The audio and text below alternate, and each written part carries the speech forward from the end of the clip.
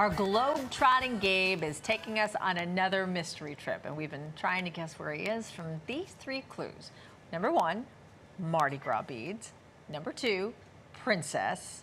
And clue number three, rides. Mardi Gras, I have no idea. You haven't figured it out? No. We did a story earlier on something about this new attraction at a theme park. So let's find out if our guess is right. He's revealing his location in Travelzoo senior editor Gabe Saglie. I'm going to guess Disney at the new Bayou ride. Yeah, you got it. Oh, are you on it? Are you going to take a ride right now? I did.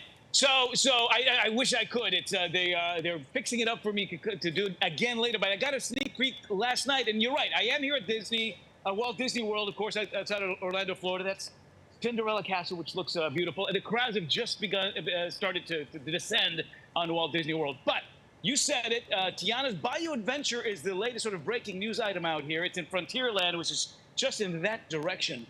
It opens to the world June 28th, so put it on your calendar. It's going to be a big attraction this summer. But I got a sneak peek last night. Now, believe it or not, it's been 15 years since Princess and the Frog hit theaters, but we still remember with such adoration those characters, Tiana and, of course, Louis.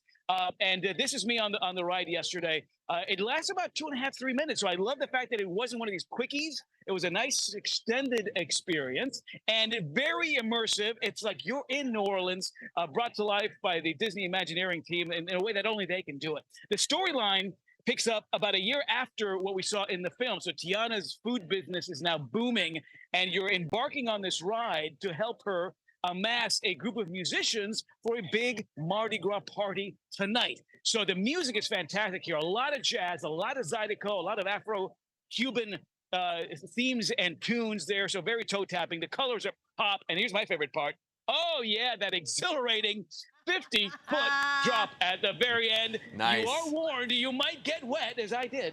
But just a great, it's a fantastic, very immersive ride. Again, opens June 28th. To the world, it'll be opening up at Disneyland Park in Southern California in a few months from now as well. And so there's also like a lot of artwork inspired by New Orleans out there as well? So that's what's been really neat about this is the effort that's gone into making this a really genuine representation of New Orleans. And so what they've done is actually commissioned several artists from New Orleans and from Louisiana to bring a lot of these characters to life, a lot of these scenes to life. I got to meet several of them yesterday. One lady, Malika Favorite, who lived about an hour outside of New Orleans. She painted these beautiful murals that are outside of the entrance to the ride before you get into the line. And again, these are fantastic artists. They specialize in representing the African-American heritage, especially in the South.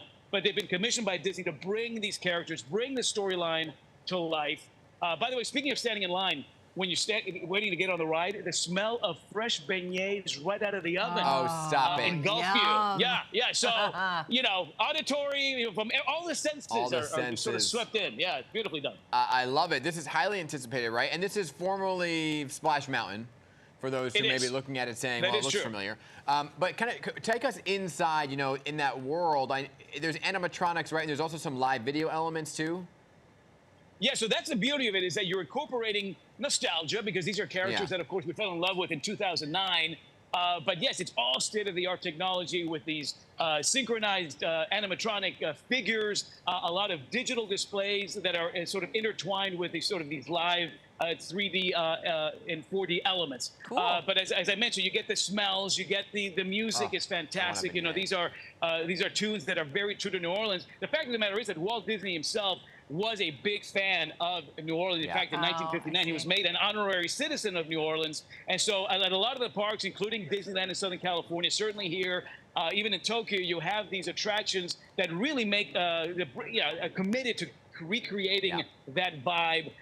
So if you love New Orleans, if you love the food, because that's another aspect of this, the dining at this attraction, including those beignets that I ended the night with last night. I mean, they're served warm with a generous dusting of the powdered sugar.